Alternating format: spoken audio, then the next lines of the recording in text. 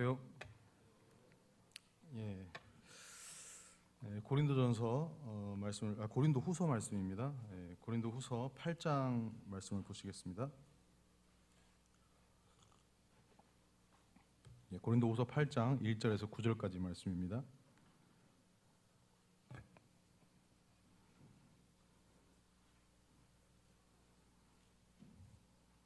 제가 읽어드리도록 하겠습니다. 고린도후서 8장 1절에서 9절까지 말씀입니다. 형제들아, 하나님께서 마게도냐 교회들에게 주신 은혜를 우리가 너희에게 알리노니 환난의 많은 시련 가운데에서 그들의 넘치는 기쁨과 극심한 가난이 그들의 풍성한 연보를 넘치도록 하게 하였느니라.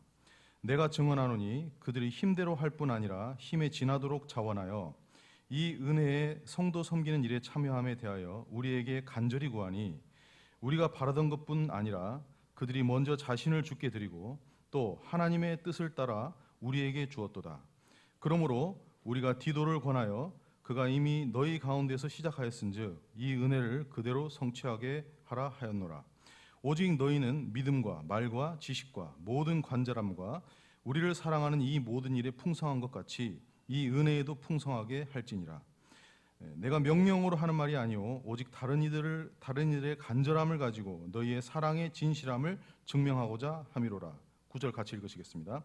우리 주 예수 그리스도의 은혜를 너희가 알거니와 부유하신 이로써 너희를 위하여 가난하게 되심은 그의 가난함으로 말미암아 너희를 부유하게 하려 하심이라. 찬양이 참 감동이 좀 되었습니다. 오늘 그 본문을 이렇게 보게 되면 이게 주제가 연보에 대한 주제입니다. 어떤 믿는 사람이나 믿지 않는 사람이나 모든 사람이 공통적으로 좀 민감해하는 부분이 이 물질입니다. 돈에 대한 부분인데 제가 사실은 이 연보에 대한 설교를 하려고 이게 말씀을 준비한 게 아니고요. 제가 이제 근래 묵상하고 있는 그 부분이 이제 은혜입니다. 은혜. 주님의 은혜를 저희들이 이제 찬양도 많이 하고 우리가 많이 얘기하잖아요. 은혜가 빠지는 그 고백이 없죠. 저희 다 은혜 얘기하잖아요. 그래서 은혜에 대해서 성경을 묵상하다가 보니까 이 고린도후서 8장을 보니까 은혜가 많이 나오더라고요.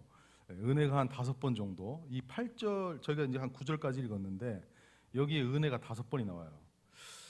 이상하다. 어떻게 은혜가 이렇게 계속 반복적으로 나올까? 근데 이 본문이 연보에 대한 말씀이거든요. 이 연보와 은혜의 상관관계가 뭘까? 저는 연보에 대해 설교를 하려고 이 본문을 본 게 아니고 은혜에 대해서 설교를 하려고 하다가 이 본문을 주님이 제게 인도해 주셨다고 보는데요. 어쨌든 이 본문의 이 은혜에 대한 부분, 은혜가 뭔가 이 부분을 저는 오늘 설교하기를 원합니다. 이 본문의 그 상황을 보게 되면 예루살렘 교회가 굉장히 이제 어려운 가운데 있었어요. 물질적으로 여러 가지도 어려웠겠지만 그래서 이제 그 교회를 돕기 위해서 이 마게도냐 교회가 이 마게도냐 성도들이 이 예루살렘 교회를 정말 돕는 연보로 돕는 이러한 장면이 이곳에 나오게 됩니다. 그래서 이제 이러한 이 도움의 이 연보의 그 도움을 정말 이 사도 바울이 귀하게 여기고 이 고린도 교회 성도들에게 이 고린도 교회 성도들이 사실은 이 일을 먼저 시작했거든요. 근데 이제 마무리를 못했는데 이 마게도냐 성도들의 이 훌륭한 이 연보의 본을 통해서 이 고린도 교회 성도들이 예루살렘 교회를 돕는 이 연보를 잘 마무리할 것에 대해서 권면하는 그런 내용이 담겨져 있습니다. 그런데 아까도 제가 말씀드렸지만 은혜가 계속적으로 나와요. 이 서두에 은혜가 계속적으로 나와요. 그래서 우리가 연보에 대해 특히 이제 우리가 주님을 섬기는 데 대해서 이 연보 부분이 이 물질 부분이 굉장히 민감할 수 있거든요. 근데 사실은 민감하거나 부담 가질 주제가 전혀 아니다는 거죠. 왜 그러냐면 은혜가 있기 때문에 그렇다는 거죠. 은혜를 모르면 우리가 은혜를 잊었다든지 은혜에 대해서 무뎌지면 이 물질 부분에 있어서 민감하게 생각이 될 수 있어요. 그러나 저희들이 받은 은혜가 어떤 것인지를 정말로 안다면 이런 물질 부분뿐만 아니라 저희들이 어떤 환경과 그런 삶 가운데에서도 그리스도인은 놀라운 능력이 있다는 것을 저희들이 알게 됩니다. 여기 이제 말씀에 보니까요, 1절에 하나님께서 형제들아 하나님께서 마게도냐 교회들에게 주신 은혜를 우리가 너에게 알리노니, 이 은혜가 나오죠. 이 마게도냐 성도들이 받은 은혜, 구원받은 모든 성도는 이 은혜를 받았죠. 그런데 환난의 많은 시련 가운데에서 그들의 넘치는 기쁨과, 이 마게도냐 성도들은 연보를 할 만한 그런 상황이 못 됐다는 거죠. 이 환난에 많은 시련이 있었다는 거죠. 그래서 이게 도대체 뭐냐? 이 환난의 시련이라는 게 뭐냐? 저는 이제 성경을 이제 말씀만으로 보다가 예전에 이제 그 바울이라는 영화가 이제 나왔었잖아요. 물론 이제 이때 당시는 그와 겹치는 그런 시대는 아니지만 흐름은 우리가 비슷하게 생각할 수 있는데, 그 네로 황제가 자기가 이제 자기 어떤 그 광기로 불을 지르고 나서, 로마에 불을 지르고 나서 이 그리스도인들에게 누명을 씌워가지고 이 그리스도인들을 이제 이렇게 죽이기 시작하잖아요. 근데 이제 바울이 그 영화의 장면에 이렇게 보면 바울이 이렇게 지나다니는데 이 집마다 이렇게 사람이 시체가 걸려 있어요. 그런 상황 속에서 바울도 잡히면 죽는 거예요. 이런 그 환난과 시련, 그런 분위기. 그러니까 여기서 뭐 먹고 산다는 것을 생각한다는 것은 사실 쉽지 않은 상황입니다. 목숨 하나 부지하기 힘든 상황인데 물질을 생각한다? 여기 보니까 또 그런 환난과 시련 가운데서 또 극심한 가난, 그냥 가난이 아니고 극심한 가난이 있었어요. 그런 가운데에서 어떻게 했다고요? 그들이 기쁨이 넘쳤어요. 환난과 시련, 목숨을 부지하기 어려운 그런 환난과 시련 가운데에서 기쁨이 넘쳤습니다. 이 넘친다는 표현이 2번 나오는데, 또 극심한 가난 가운데서 또 어떻게 했다고요? 풍성한 연보를 넘치도록 하게 하였느니라. 무엇이 그렇게 했다고요?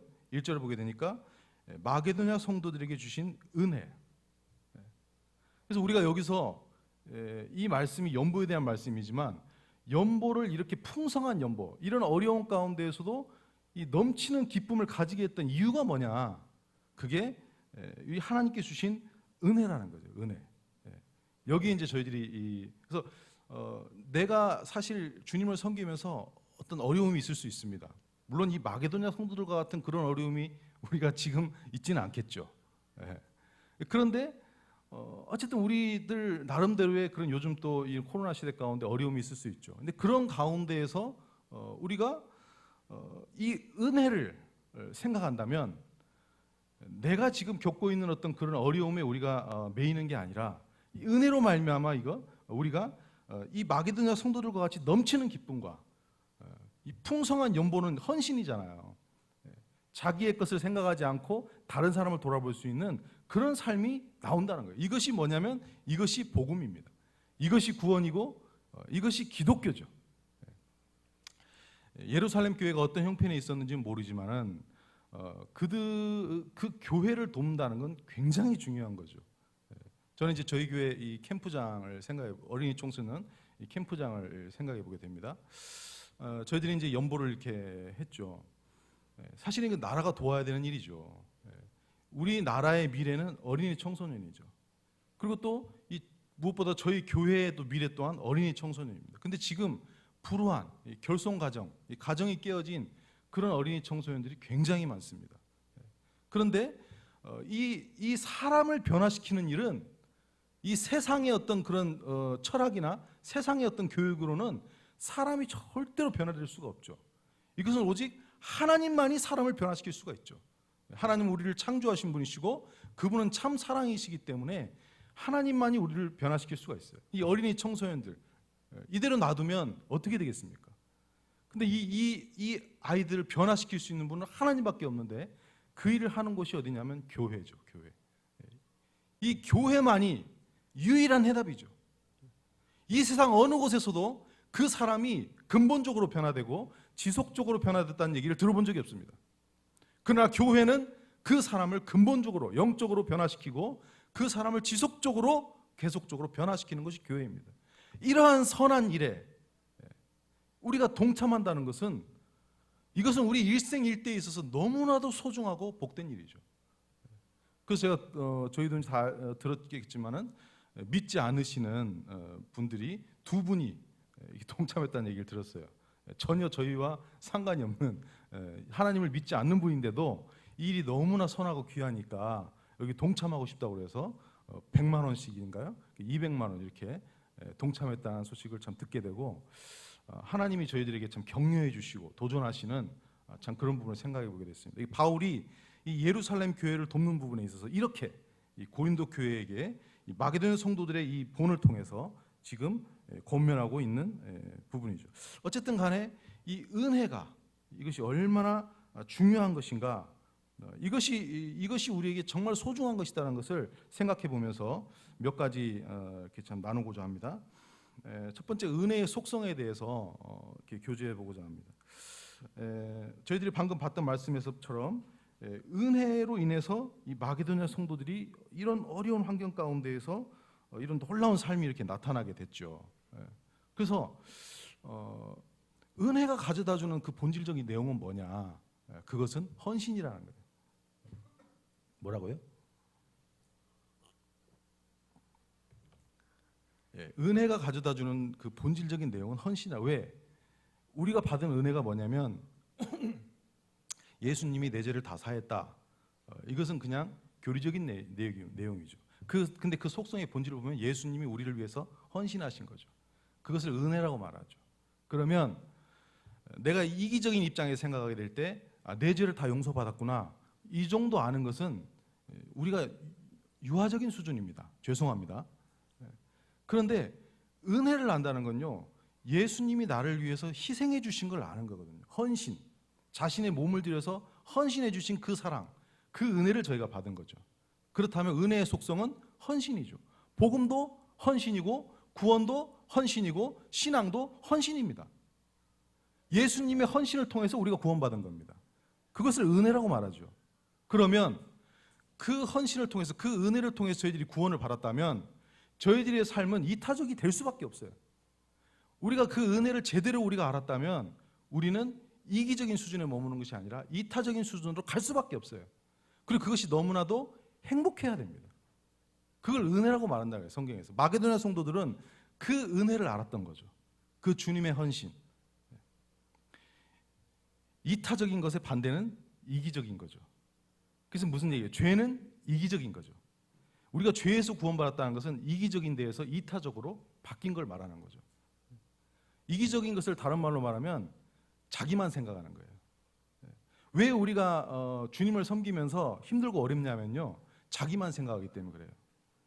자기에게 매여 있기 때문에 그래요. 나 이거 힘들고, 나 이거 부족하고, 나 이거 어렵고, 나 이거 맨날 괴롭고, 맨날 나에게 갇혀 있어요. 다른 사람을 생각할 겨를이 없습니다. 그것은 구원도 아니고 은혜도 아니에요. 우리가 정말로 은혜를 받았다면 이제 나에게서 벗어나서 나보다 못한 사람, 나보다 어려운 사람, 정말 그런 사람들을 돕고자 하는 그런 마음이 내 마음 가운데 일어나야 그것이 성경에서 말하고 있는 은혜라는 거죠. 그리고 이 성경에서 계속적으로 보게 되면은 은혜를 연보와 동일시해서 계속적으로 말하고 있습니다. 그래서 웨슬레라는 종교개혁자가 그렇게 표현했습니다. 나는 너의 돈 주머니가 회개하기 전까지는 너의 회개를 믿지 않는다. 굉장히 의미심장한 말입니다. 다른 건 다 할 수 있어요. 근데 유독 돈만 안 나옵니다. 주머니가 회개하지 않아요. 왜 그러겠어요? 돈을 사랑하니까. 물질이 있는 곳에 마음이 있다고 그랬어요. 하나님의 은혜가, 창조주께서 우리를 위해서 죽으신 그 하나님의 은혜가 우리의 주머니조차 회개하게 못한다면 그게 어떻게 하나님의 은혜겠습니까? 그래서 이 성경에서는 어떤 면에서 교회에서, 세상에서도 마찬가지지만 교회에서 이 연보, 이 물질은 마치 금지곡과 같아요. 그래서 교회에서 이 연보 설교를 한다는 것이 굉장히 민감한 부분이고 조심스러운 부분이 되어버렸어요. 근데 스펄전은 그렇게 얘기했습니다. 그 유명한 복음 설교자 스펄전은 그런 얘기를 했어요. 목회하는 사람이 강단에서 연보에 대한 설교를 하지 않는다면 그는 목회자가 아니다. 그렇게 표현할 정도로 이 부분은 우리 신앙의 정수입니다. 내가 받은 은혜를 우리가 안다면 나에게서 그 헌신은 당연하게 나와야 된다는 것이죠. 그래서 우리 신앙을 돌아볼 수 있는 아주 중요한 시금석이라는 거죠. 4절에서도 보게 되면요, 이 은혜의 성도 섬기는 일에 참여함으로, 이게 성도 섬기는 게 뭐예요? 마게도냐 성도들의 연보를 말하는 거죠. 그리고 6절에도 보게 되면 우리가 디도를 권하여 이미 너희에게 가운데 시작하였은즉 이 은혜를 그대로 성취하게 하려 하였노라. 디도를 통해서 이 고린도 교회 성도들이 이 예루살렘 교회를 돕는 이 연보의 부분을 마저 성취하라는 거예요. 이 연보와 은혜를 동일시하고 있습니다. 7절에도 보게 되면은 너희는 믿음과 말과 지식과 모든 간절함과 우리를 사랑하는 이 모든 일에 풍성한 것 같이 이 은혜에도 풍성하라. 그러니까 무슨 얘기냐면 고린도 교회는 믿음이 있었어요. 하나님을 정말로 사랑하는 그 믿음이 있었습니다. 그리고 확고히 믿는 그 믿음이 있었고, 그리고 그 말이 있었어요. 이 고린도 교회 성도들은 말이 아주 뛰어났어요. 언변이 아주 훌륭했습니다. 그리고 하나님을 알고자 하는 그 지식이 아주 풍성했어요. 그리고 또 하나님을 더 믿고 알고자 하고 하나님을 섬기고자 하는 그 간절함이 풍성했습니다. 그런데 그와 동일하게 이 예루살렘 교회를 돕는 이 연보에 있어서도 풍성하라는 거예요. 왜 믿음도 있고 말도 있고 지식도 있고 간절함도 다 있는데 왜 연보에 있어서는 그러지 않습니까? 연보에 대해서도 풍성하십시오. 이 가치 균형이 같이 가야 된다는 것을 말하고 있습니다. 어쨌든 이 은혜와 연보를 같이 해서 말하고 있습니다.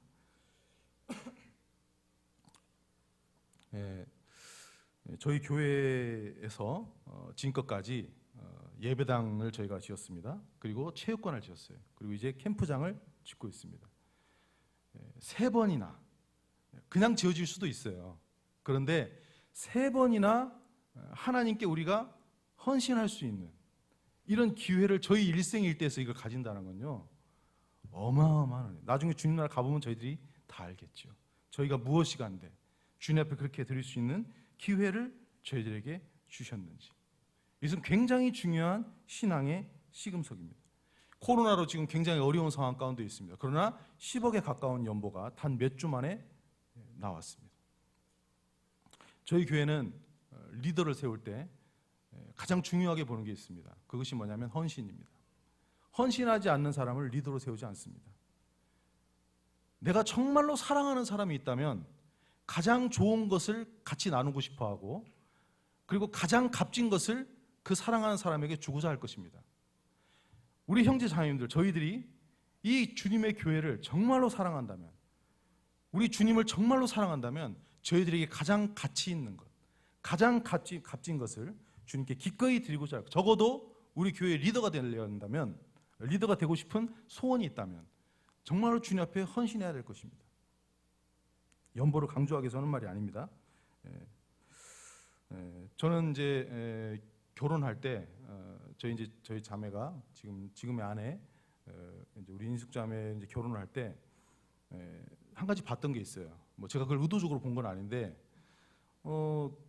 이 구두자를 이렇게 만나기 전까지만 해도 제가 알고 있기로는 저희 자매는 짠순이라고 이렇게 알고 있었거든요. 좋은 말로 하면 검소하다. 그래서 제가 학교 다닐 때도 이렇게 항상 보게 되면은 밥을 거의 안 사 먹고 도시락을 싸와요, 이렇게. 그리고 버스를 안 타고 다니고 걸어 다니고, 물론 살 빼려고 걸어 다녔다고는 얘기는 있는데, 어쨌든 굉장히, 그래서 그 벌은 모든 돈을 다 부모님께 드렸어요. 본인은 거의 안 쓰고. 그런데 또 선교연보도 또 많이 드렸다는 얘기를 들었어요. 근데 어쨌든 간에 그 전도 훈련 어떤 사람을 만나는데, 이 자매가 레스토랑을 갔는데 레스토랑 음식이 비싸잖아요. 제가 전혀 기대하지 않은 일이 나타났어요. 그 검소 짠순이가 돈을 막 쓰는 거예요. 그래서 제가 그때 이 자매 정말 훌륭한 자매구나. 근데 한 번으로 끝나는 게 아니라 지속적으로 자기를 위해서 쓰는 데 있어서는 굉장히 인색했는데, 다른 사람을 위해서 쓰는 데 있어서는, 특별히 주님의 일을 하는 데 있어서 물질을 아끼지 않는 그 모습을 봤어요. 제가 그때 이 자매구나, 그런 생각이 들었었습니다. 그 뒤부터는 모든 게 다 좋아 보이더라고요. 그걸 보기 전까지만 해도 잘 몰랐는데, 우리 결혼 정년기에 있는 우리 청년 형제 자매님들 참고하십시오. 물질에 대해서 자유한 사람, 자신에게는 인색할 수 있지만 다른 사람을 위해서 그 물질을 아끼지 않는 그런 우리 형제 자매들을 만난다면 얼마나 복되겠습니까? 참고로 말씀을 드립니다. 그리고 두 번째로 하나님의 은혜의 절대성에 대해서 말하고 싶습니다. 성경에서 은혜를 말할 때 받을 자격이 없는 자에게 하나님이 거저 베푸시는 호의다 이런 표현을 하는데 좀 막연할 수 있어요. 예를 들자면 그렇습니다. 우리 형제 자매님들에게 6살짜리 이쁜 6살의 나이에 그 어린 아이가 있다고 자녀가 있다고 생각해 보십시오. 근데 그 자녀를 유괴범이 유괴를 해서 죽였다고 생각해 보십시오. 그래서 너무 화가 나서 그 유괴범을 찾아가서 이 유괴범을 내가 죽였습니다. 그러면 그건 복수가 됩니다. 그런데 그 유괴범을 내 손으로 죽이지 않고 경찰에 넘겨서 법의 판결을 받게 했습니다. 그러면 그것은 공의가 됩니다. 그런데 유괴범을 우리 집으로 초청하고 용서해서 그 유괴범을 나의 자녀로 삼는다고 생각해 보십시오. 있을 수가 없는 일이죠. 그것을 은혜라고 말한다고 합니다. 지금 저희가 받은 은혜가 바로 그런 은혜입니다.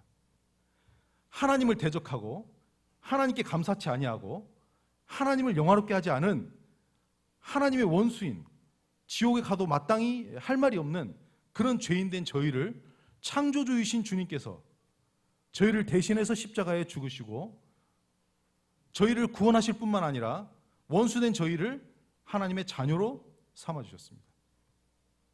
좀 감이 오십니까? 이 은혜가 어떤 은혜인지. 우리는 이 은혜를 무궁무진하게 계속 영원히 묵상을 해도 다 알 수가 없을 겁니다.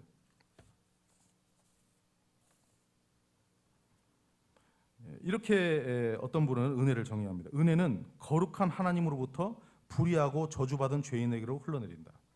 은혜의 원칙이 그렇다는 거예요. 은혜는 상대적인 게 아니라는 거예요.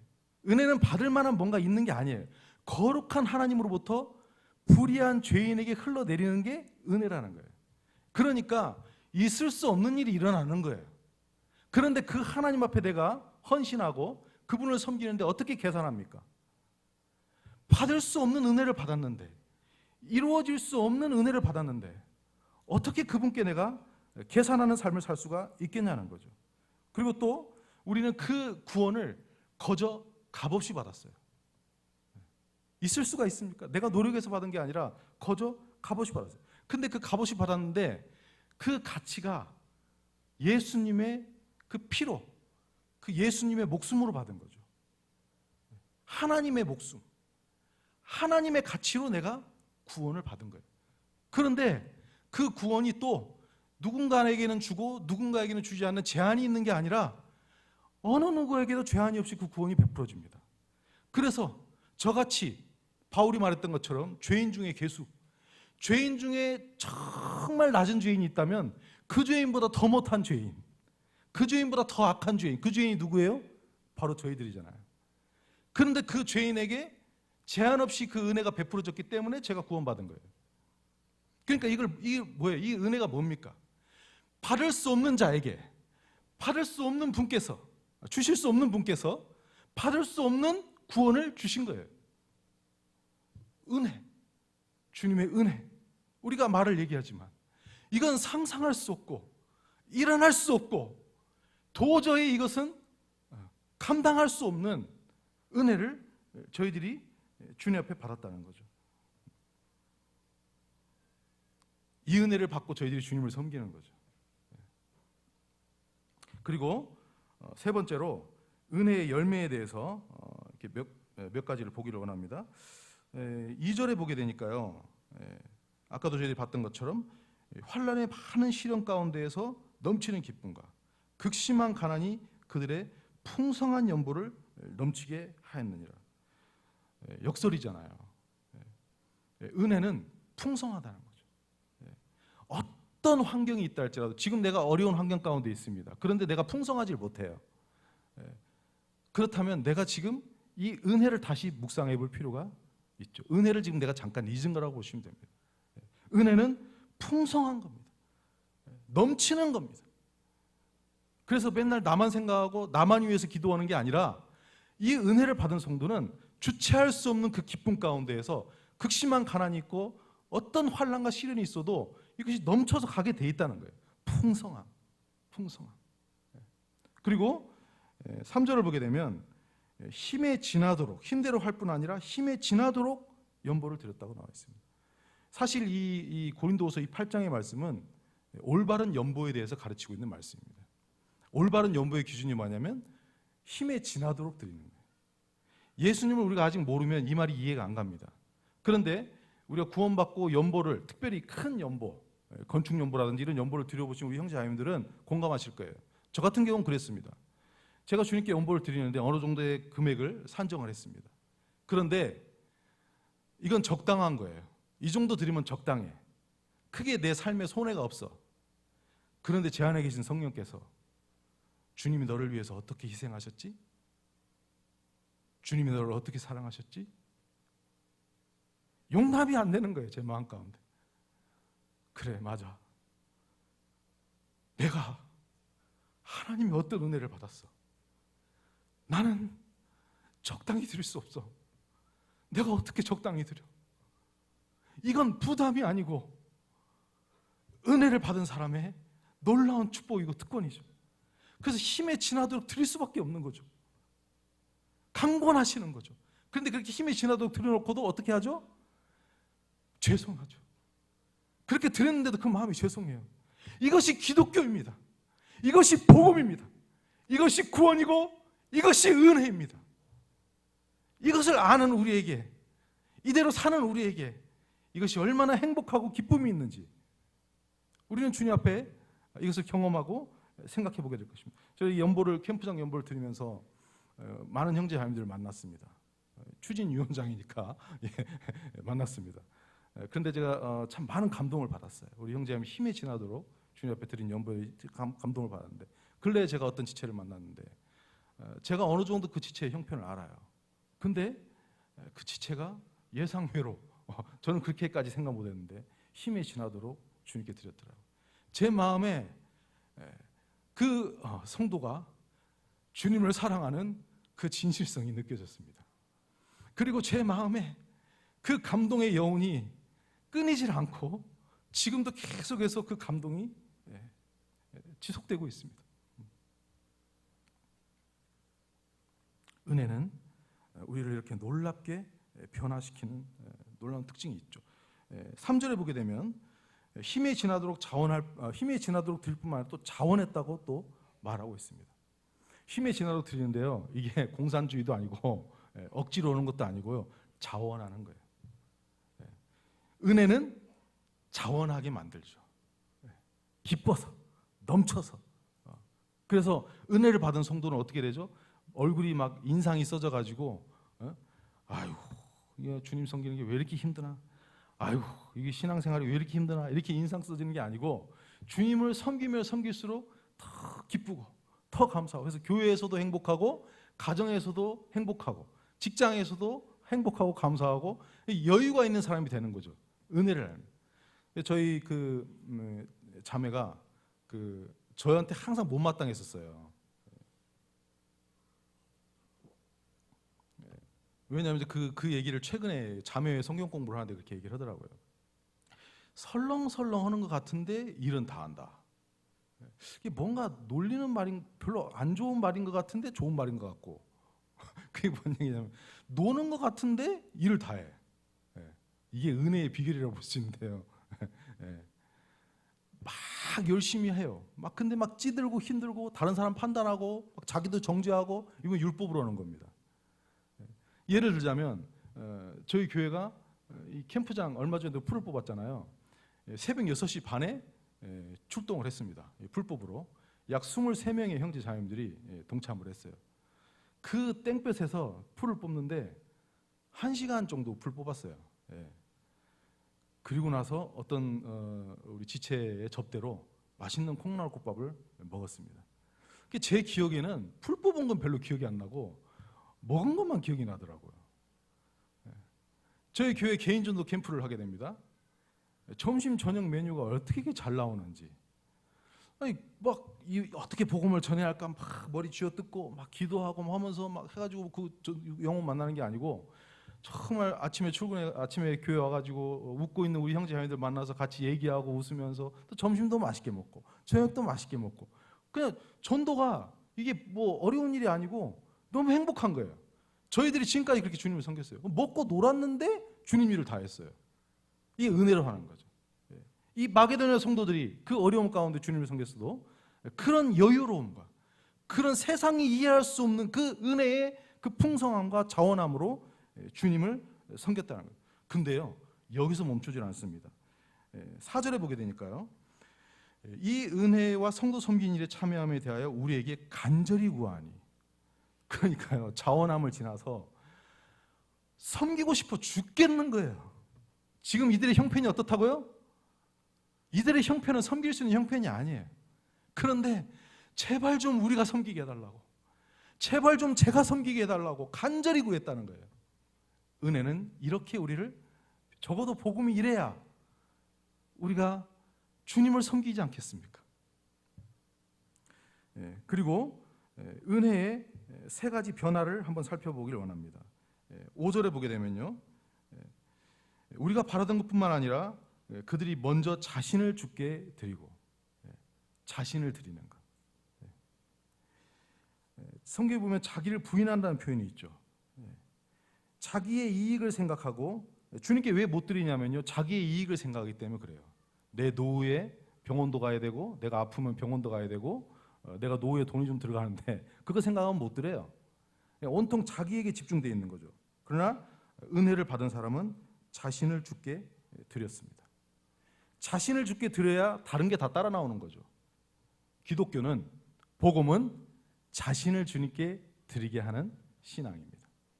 그것은 억지로가 아니라 우리 주님의 놀라운 사랑으로 인해서, 그 은혜로 인해서 그런 삶이 자원해서 나오는 거죠. 그리고 하나님의 뜻을 따라 우리에게 주었도다. 자신을 주님께 드리고 자기의 뜻이 아니라 하나님의 뜻을 따라 순종하는 거죠. 하나님의 말씀을 따라 순종하는 그런 변화가 나타납니다. 그리고 마지막으로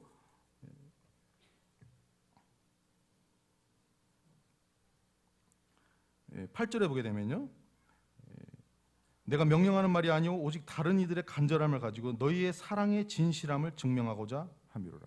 사랑의 진실함. 사랑은 진실해야죠. 진실, 코람데오, 하나님 앞에서 은혜를 받은 사람은 진실하게 됩니다.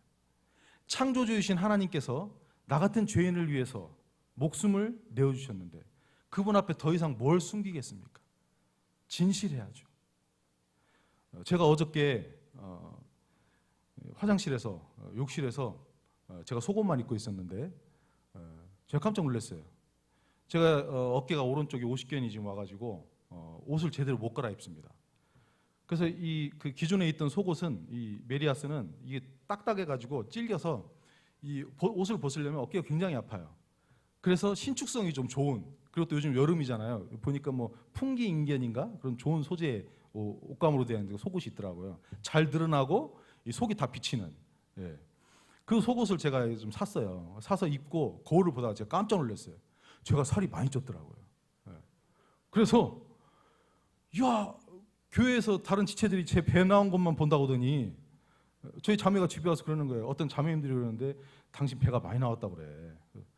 내가 무슨 배가 그렇게 많이 나왔어. 이렇게 했는데 제가 어제 속옷을 보다가 볼륨이 그대로 제 몸이 드러나는 걸 보고 깜짝 놀랐어요. 그런데 그와 동시에 주님이 제 마음 가운데 무슨 음성을 주시냐면, 성일아, 너 네 속을 잘 감출 수 있는 옷을 입고 있었을 때는 네가 그렇게 살찐지 몰랐지. 그런데 네 속이 훨씬 다 비치는 옷을 입고 있으니까 네가 그렇게 살찐지 알겠니? 너는 어떤 영적인 옷을 입고 있냐? 너는 어떤 신앙생활을 하고 있냐? 자신의 진실함, 주님 죄송합니다. 제가 그렇게 하지 못했습니다. 주님, 제가 돌이키길 원합니다. 주님, 제게 주님의 사랑이 필요합니다. 주님, 제가 회개합니다. 자신의 진실함을 보는 옷을 입어야 되는 그런 신앙생활을 해야 되는데 그게 아니라 그것을 자꾸 덮는 신앙생활. 괜찮아, 그럴 수도 있지. 그런 영적인 옷, 그런 신앙생활을 우리가 하고 있지 않습니까? 그렇다면 머지않아 주님 앞에 갔을 때 어떻게 되겠습니까? 나는 그렇지 않은 사람인 줄 알았는데 잘못된 신앙생활, 내 허물을 덮는 주님 앞에 솔직하지 못하고 진실되지 못한 신앙생활을 하다가 주님 앞에 가면 어떻게 하겠습니까? 진실된 옷을 우리는 입어야 될 것입니다. 진실된 신앙생활을 우리는 해야 될 것입니다. 은혜는 우리를 그렇게 만든다는 거죠. 척 콜슨이라는 사람이 누가 하나님을 대변할 것인가라는 책을 썼는데 거기에 미국의 대법관이었던 윌리엄 본 트레이저 판사에 대한 얘기가 나옵니다. 이 트레이저 판사가 예수님을 늦게나마 예수님을 믿고 거듭났습니다. 그가 하나님의 은혜를 경험했습니다. 그리고 나서 이가 재판을 하는데 해리 포머라는 죄수를 만나게 됩니다. 근데 그 해리 포머는 중죄인입니다. 10년형의 징역형을 받아야 되는 그런 중죄인입니다. 그런데 그를 여러 번 재판을 하다가 느낀 점이 뭐였냐면 이가 거듭난 거예요. 자기가 거듭난 것처럼 이가 예수님의 은혜를 알고 거듭난 것을 보게 되었습니다. 거듭난 사람은 거듭난 사람을 알잖아요. 근데 이 신앙이 너무나도 진실한 거예요. 그러면서 이 트레이저 판사가 고민에 잠기게 됐습니다. 내가 이 해리 포머가 10년 동안 교도소에 있게 된다면 이가 신앙 안에서 잘 자라야 할 텐데 그것에 많은 어떤 어려움이 있을 걸 생각하니까 이를 도움을 주고 싶은 생각이 들었어요. 그래서 이 트레이저 판사가 10년형을 징역형을 내려야 되는데 1년이라는 형을 내립니다. 그리고 이제 난리가 났어요. 이건 잘못된 판결이다. 그리고 이 트레이저 판사에게 책임을 묻게 됐습니다. 그래서 이 트레이저 판사가 자기의 잘못을 시인했습니다. 내가 잘못 판단했어, 잘못 재판했습니다. 제가 책임을 지겠습니다 하고 그 판사직에서 사임을 하게 됩니다. 미국에서 대법관은 종신직이고 굉장히 영예로운 직입니다. 그런데 이 한낱 이 죄수를 살리기 위해서 그 판사직을 내려놓은 거예요. 그리고 1년이 지나서 이 해리 포머가 출소를 하게 될 때 이 트레이저 판사가 그 해리 포머를 찾아갑니다. 그리고 그 해리 포머를 부둥켜 안습니다. 그때 이 해리 포머가 울면서 이 트레이저 판사에게 이렇게 말을 합니다. 이렇게까지 하실 필요는 없었는데, 이렇게까지 하실 필요는 없잖아요. 그렇게 하면서 울면서 이 해리 포머가 참 고백을 합니다. 그때 이 트레이저가 이 말을 듣고 이렇게 얘기합니다. 이렇게까지라니요. 하나님께서는 형제님과 저를 구원하려고 당신의 독생자를 십자가에 못 박아 죽게까지 하셨는데 이렇게까지라니요. 9절의 말씀을 같이 읽으시겠습니다. 9절입니다. 시작. 우리 주 예수 그리스도의 은혜를 너희가 알거니와 부유하신 이로써 너희를 위하여 가난하게 되심은 그의 가난함으로 말미암아 너희를 부유하게 하려 하심이라. 은혜의 주가 되시는 우리 주 예수 그리스도, 그분은 우리의 죄를 담당하시고 그분의 의를 우리에게 주셨습니다. 그분은 우리의 저주를 담당하시고 그분의 축복을 우리에게 주셨습니다. 하나님은 자신의 은혜를 예수 그리스도에게 나타내시고 예수 그리스도는 성령님을 통해서 지금도 우리에게 계속적으로 은혜를 말씀하고 있습니다. 사랑하는 형제 자매님들, 우리의 마음이 굳어지셨습니까? 우리의 마음이 원망으로 가득 차 있습니까? 우리의 마음이 낙담해지셨습니까? 우리가 어떤 은혜를 받았는지, 우리가 어떤 사랑을 받았는지 주님 앞에 우리가 다시금 묵상하고 정말 주님의 받은 그 은혜대로 우리가 은혜로운 삶을 사는 그럼 우리 온골 성천교회 우리 모든 형제 자매들이 되시기를 바라겠습니다. 기도하고 말씀을 마치겠습니다. 하나님 아버지 감사합니다. 주님을 믿고 난 이후에 무엇이 제가 잘난 것인 것 마냥 제 자신에게 빠져서 왜 하나님 저에게 이렇게 안 해주시냐고 따지고 옳고 그른 것으로 생각할 때가 많았습니다. 그러나 이제 다시금 주님 앞에 깨닫게 됩니다. 저희가 어떤 은혜를 받았는지, 어떤 사랑을 받았는지를 생각해 보게 됩니다. 있을 수 없는 은혜이고 도저히 상상할 수 없는 은혜를 받았음을 주님 앞에 고백을 드립니다. 이 은혜를 받은 자로서 영원히 한이 없이 우리 주님을 사랑하고 섬기기를 소원합니다. 우리 주님께서만 영광을 받으시길 원합니다. 예수 그리스도의 이름으로 감사하며 기도드리옵나이다. 아멘.